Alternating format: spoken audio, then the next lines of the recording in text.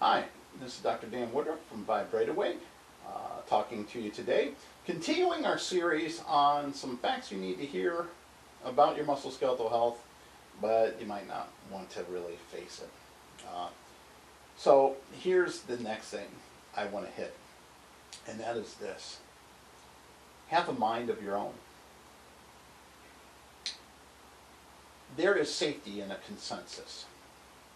Safety in numbers, after all, is a phrase we've all heard. And so we want to go with the tried, the true, what our friends think, what our neighbors think. We want to do it the way it's always been done. And I'm going to give you a little story here, and I absolutely love this story. I think, Jessica, you probably get tired of this, the research study with the monkeys. The monkeys, oh, yeah, you probably get so sick of this. But I'm going to tell it again, so pretend that you're wowed. You could do it. I think it was Cal or Stanford, I can't remember, one of those universities out west. They did a study where they took monkeys, I believe it was 7 of them, and they all had them in this, encased room, and they had a couple blocks in the center of the room. And then a buzzer would go off, a banana would drop down. And anytime a monkey would go up to get the banana, they would spray this monkey with water like a fire hose. And not just a simple spray bottle, it was quite a lot of water. And so then another monkey would try, the same thing would happen. Pretty soon the monkeys learned, don't even bother going for the banana. The banana would drop and none of them would go to it, even if they were hungry. So then what the researchers did is they replaced one of the monkeys, one of the 7, with a new monkey. And this new monkey saw the banana, started to climb up, and the other monkeys grabbed him down and started to kind of beat him up, for a lack of a better term. They didn't want to get sprayed with water because of that monkey getting the banana. Now, they replaced a second one. Same thing, monkey went up, tried to get the banana. The other monkeys stopped them, including the recent addition. And so they basically did that until the 7 original monkeys were no longer in there, only the new ones. And these new ones never got sprayed with water. But anytime they would introduce another monkey in there, the monkey would go up to get the banana, wham! Got sprayed with water, and none of them knew why they were doing it. And I bet if you asked those newer monkeys that were beating up other monkeys trying to get a banana, and you said, why are you doing this?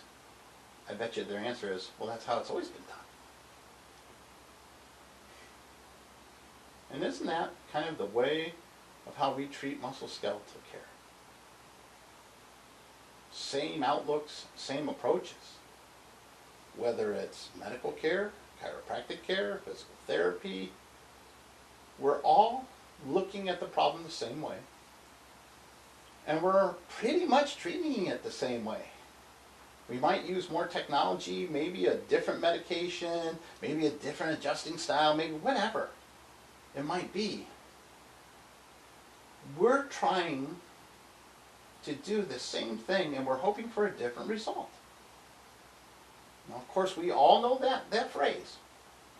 And it's credited to Albert Einstein. A lot of times I will give him notation on that, but no one's really sure. Some people think it's from, I don't know if you know this, Jacob, from Alcoholics Anonymous or Narcotics Anonymous. I thought that might come from there. But anyways, Einstein gets credit for it.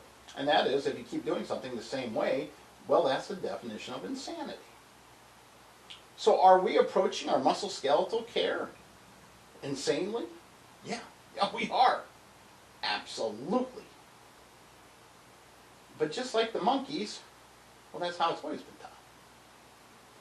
You see, somewhere along the line, whether we have been brainwashed, we've deluded ourselves, I don't know, but a person getting a knee replacement and a hip replacement, shoulder surgery, that's normal. That's just a part of getting old. What? You're kidding me. Getting a surgery is normal because you're old?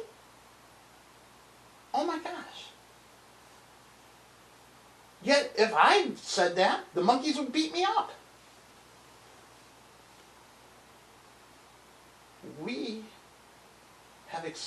we have accepted the old paradigms and never questioned. But let's be honest, they don't work. We don't do anything to prevent injuries that lead to surgery. We really don't know how to fix things. We improve them, but we don't correct them when it comes to the musculoskeletal world. Yes, we break a bone and we fix it.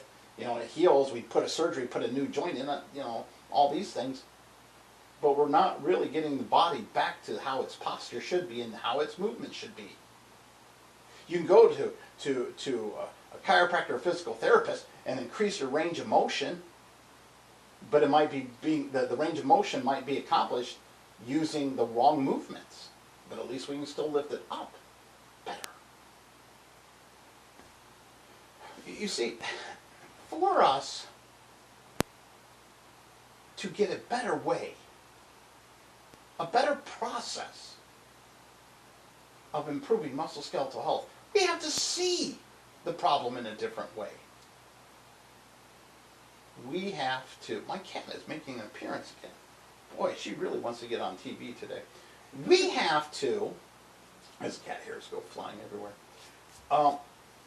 we have to see the problem in a different light before we can ever change how we fix that problem. Not only do we have to change the paradigm of resolution, we have to change the paradigm of how we view the problem to be. Wow. So what does that mean? That means we need to think about what has the brain done to the body because of an injury and its effects. We have to work on the brain, not the affected joint. Might not make sense, but after all, the brain changes the body based on injuries. And we want to blame the injury. Remember the old single cause, single effect, single solution? Well, if I can blame an injury from 20 years ago for why I'm feeling pain in my knee, it makes it easy and convenient. But I don't know about you. I've never cut my hand and bled for 20 years. Never done it. See, tissue on the outside heals at about the same rate as tissue on the inside. It's a little slower on the inside, but not 20 years worth of slower.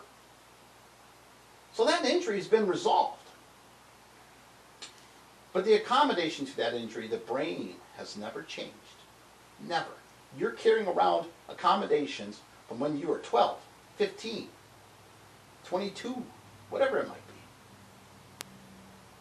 And those accommodations to the body affect how the body moves. Remember me talking about physics and how you're a machine. It has altered your machine's function. Any machines whose function has been altered will break down sooner. It just is a fact.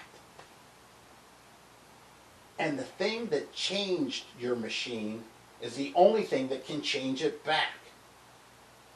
The only way we correct posture and movement and eliminate pain is to make the brain undo what it did. Now there's a new paradigm. Not, oh, your knee is inflamed. Oh, those muscles are tight. Let's rub the heck out of those muscles and let's give you an anti-inflammatory and pop it in. It don't work. It doesn't work. I have time on my side to prove me right. If not, if you don't think so, think about how many people you know that are getting surgeries on joint replacements. So you know what?